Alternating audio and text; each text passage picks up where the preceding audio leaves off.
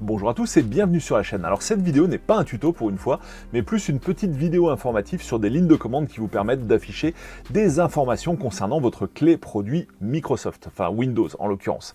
Alors, quelles sont les deux principales commandes que j'ai retenues? Parce qu'il y en a plein, mais moi il y en a surtout deux que j'ai trouvées intéressantes. Alors la première, et qui m'ont servi, dans un cas concret que je vous donnerai dans la vidéo, je vous expliquerai pourquoi. La première qui m'a servi, en fait, c'est cette ligne de commande là que vous allez taper donc dans l'invité de commande CMD. On va voir tout à l'heure comment l'ouvrir. Alors je ne vais pas la faire pour le coup parce que cette commande permet d'afficher sa clé produit.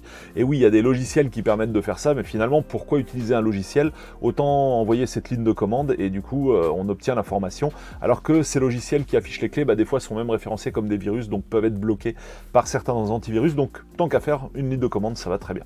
Ensuite, la deuxième ligne de commande que j'ai trouvée intéressante, donc ces deux-là, évidemment, je vous les mets en copier, je vous les colle dans le descriptif de la vidéo. Pour ça, on va ouvrir le menu démarrer, on va taper CMD, on va valider. Alors, cette deuxième ligne de commande que j'ai trouvée intéressante, c'est slmgr espace /dlv.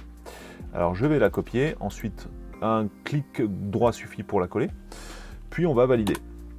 Alors ça va faire quoi? Ça va ici afficher plein d'informations concernant la clé produit. Alors surtout deux informations qui sont intéressantes pour le coup, c'est déjà le type de Windows dont il s'agit. Alors effectivement on peut avoir ça dans les propriétés système, mais là on peut le voir directement là-dessus. Donc voilà ici Core Edition, c'est-à-dire la Windows 10 version familiale. Donc c'est ça que j'ai là installé sur cette machine. Ensuite il y a différentes autres informations. Ce qui est intéressant aussi, c'est qu'on voit le nombre de réinstallations restantes possibles, donc 1001, on a quand même de la marge sur cette machine. C'est le cas pour quasiment toutes les clés, et pas toutes, par contre, on verra pourquoi. Et là, je vous ai pris l'exemple d'une autre clé Windows, donc sur un autre PC, la commande a été exécutée sur un autre PC. Et là, on voit qu'il s'agit toujours d'une version Core Edition. Par contre, regardez, sur le canal de distribution, en fait, on voit que ça ne vient pas du même endroit. Ici, il s'agit d'une clé OEM, alors que sur mon PC, c'est une clé qui vient du canal de distribution retail, quoi, donc vente au détail, quoi. Voilà. Alors, pourquoi c'était intéressant et pourquoi ça m'a servi pour le coup? Je suis tombé donc sur le PC d'une personne. Alors, c'est pas exactement cette fenêtre-là, mais j'avais la même fenêtre sur la personne en question. Qui avait ce message pour sa clé. Et pourquoi j'allais dire message d'erreur, mais c'est finalement ma langue à fourcher, mais c'est pas pour rien. Parce qu'en fait, cette personne, donc quand on allait dans les propriétés et qu'on regardait afficher les informations sur la clé Windows, c'était marqué que Windows était bien activé. Ok, donc pas de problème. Sauf que il avait des messages d'erreur, donc des petites boîtes de dialogue bleues générées vraiment par le système, c'est pas un faux truc, qui lui indiquait que son Windows allait être désactivé dans 22 jours. Voilà. Et effectivement, vous voyez, donc lui il avait ce genre de fenêtre, même si c'est pas exactement la même que lui, peu importe. Il y a, regardez, expiration d'activation en volume, 14 jours restants. Donc son Windows était effectivement activé, mais il lui restait que 14 jours d'activation. Alors pourquoi? Est-ce qu'il s'agissait d'une clé pour laquelle il n'avait pas encore validé l'activation? Non, puisque je vous dis, c'était marqué qu'il était activé.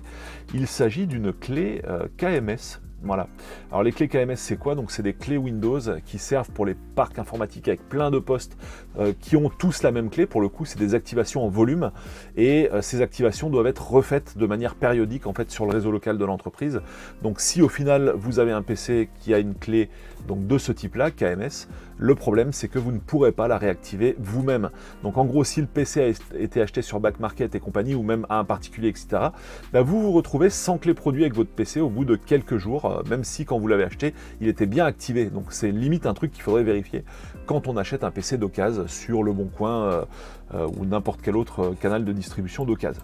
Voilà, donc ça c'est très important pour ça, pour cette raison-là. C'est vrai que c'est un cas relativement rare, mais il suffit que vous tombiez dessus et comme dit, vous vous retrouvez sans licence. Et puis voilà, sur LDLC, c'est un peu 105 € la licence Windows 10, donc ça fait un peu cher par exemple, même si on peut les avoir peut-être moins cher sur d'autres canaux de distribution, sur d'autres markets.